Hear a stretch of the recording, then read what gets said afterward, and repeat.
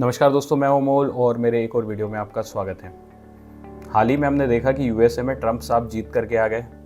ये उनका दूसरा टर्म है और ट्रंप साहब तो है व्यापारी। आपने सुना ही होगा कि अमेरिका के राष्ट्रपति डोनाल्ड ट्रंप ने रेसिप्रोकल टैरिफ की बात, लेकिन इसका मतलब क्या है और भारत के मैन्युफैक्चरिंग यूनिट पर इसका क्या असर हो सकता है। भारत में वैसे ही मेक इन इंडिया जैसी पहल चल रही है, इन सब पर इसका क्या असर हो सकता है और जानेंगे कि भारत को क्या बदलाव करना होगा। तो आइए इस वीडियो को शुरू करते हैं। 2014 में सरकार ने मेक इन इंडिया की शुरुआत की थी। सरकार का लक्ष्य था कि भारत को मैन्युफैक्चरिंग हब बनाया जाए। लेकिन क्या आप जानते हैं, मैन्युफैक्चरिंग का योगदान जो उस समय था और जो आज है वो उस समय से घटा है। उस समय 15.99% था, आज 15.83% है। लेकिन इसी बीच भारत का सबसे बड़ा व्यापारिक साझेदार अमेरिका बन गया।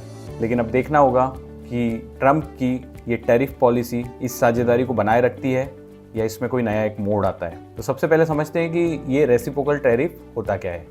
इमेजिन कीजिए, भारत ने अमेरिका से आने वाले सामान पर टैक्स बढ़ा दिया। बदले में अमेरिका ने उतना ही टैक्स भारत से वहाँ जाने वाले सामान पर लगा दिया। यही रेसिप्रोकल टैरिफ कहलाता है। अब जानते हैं कि इससे हमारे जो बड़े बड़े सेक्टर्स हैं उनको कितना नुकसान पहुँच सकता है।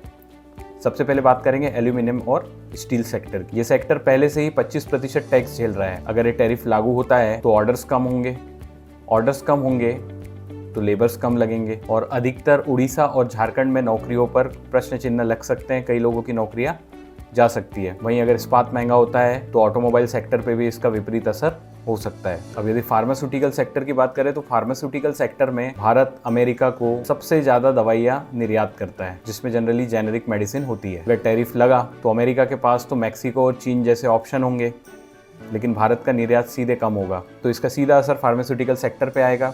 और फार्मास्यूटिकल सेक्टर एकमात्र ऐसा सेक्टर है भारत में जिसमें हम निर्यात बहुत ज़्यादा करते हैं और निर्यात के कम होने का मतलब है सीधे सीधे अर्थव्यवस्था पे ये हमारे झटका देगा। वहीं टेक्सटाइल में भी चिंता बढ़ी हुई है।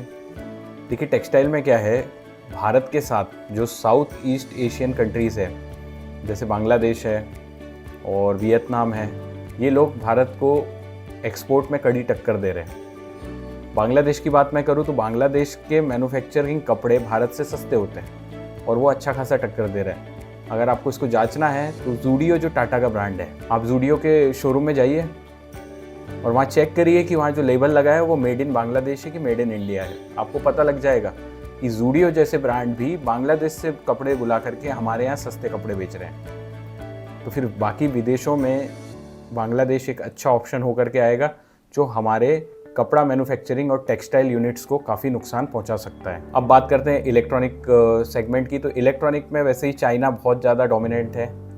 ताइवान वहाँ पर है, जो टेक्नोलॉजी चिप्स वगैरह बनती है वहाँ पर।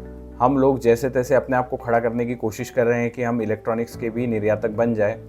तो अगर ऐसे टैरिफ्स लगेंगे तो उसमें भी हमें अच्छा खासा नुकसान का सामना करना पड़ेगा और इस टैरिफ का सीधा असर भारतीय अर्थव्यवस्था पर पड़ेगा, क्योंकि हम एक्सपोर्ट बढ़ाने की कोशिश कर रहे हैं। एक्सपोर्ट मतलब माल यहाँ बना करके विदेशों में बेचने की कोशिश कर रहे हैं और उसमें कमी आएगी तो बाहर से पैसा कमाएगा। बाहर से पैसा कमाएगा तो हमारे यहाँ सीधे सीधे अर्थव्यवस्था को वो परेशान करेगा।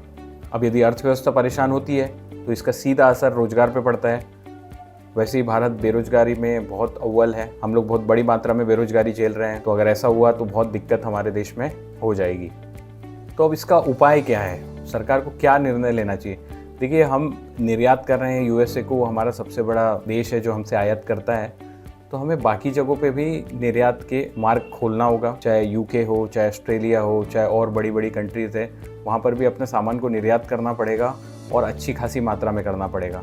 अब निर्यात करने के लिए कुछ चीज़ों की बहुत ज़्यादा आवश्यकता होगी रिसर्च एंड डेवलपमेंट की, कि कैसे प्रोडक्ट हम बनाएं, और सरकार के सहयोग। चाइना में सरकार इतना सहयोग करती है कि वहाँ के एक्सपोर्ट इंडस्ट्रीज़ एकदम ऊपर जा रही है।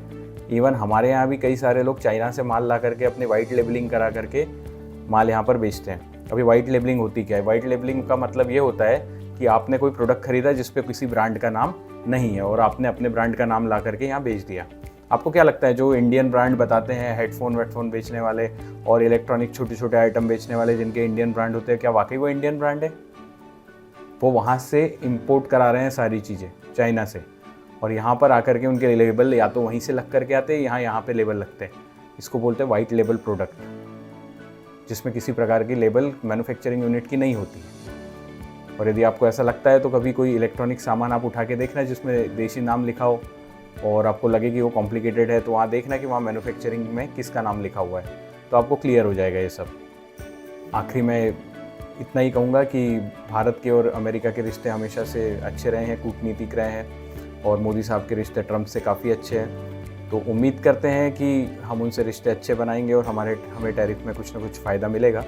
और दूसरी उम्मीद ये भी है कि हम खुद अपने पैरों पर खड़े होंगे, मेक इन इंडिया 2 लेकर के आएंगे, R&D करेंगे, अच्छे प्रोडक्ट्स बनाएंगे, जिसके कारण हमारे प्रोडक्ट की डिमांड ऑल वर्ल्ड में होगी, जिसके चलते हमारे प्रोडक्ट अच्छे खासे बिकेंगे और जिसकी डिमांड बढ़ेगी और हमें किसी के आगे टैरिफ के लिए मिन्नतें नहीं करनी पड़ेगी। आशा करता हूँ आप लोगों को ये विषय समझ में आया होगा कि निर्यात पे निर्भर करना कितना कठिन है और निर्यात पे अपनी शर्तों पे निर्यात करना भी बहुत आवश्यक है, जिसके लिए आपको एक मजबूत इकोनॉमी, एक मजबूत राष्ट्र, एक मजबूत research and development technology country होना बहुत आवश्यक है। आशा करता हूँ ये वीडियो आपको समझ में आया होगा। अपना ध्यान रखिए। नमस्कार।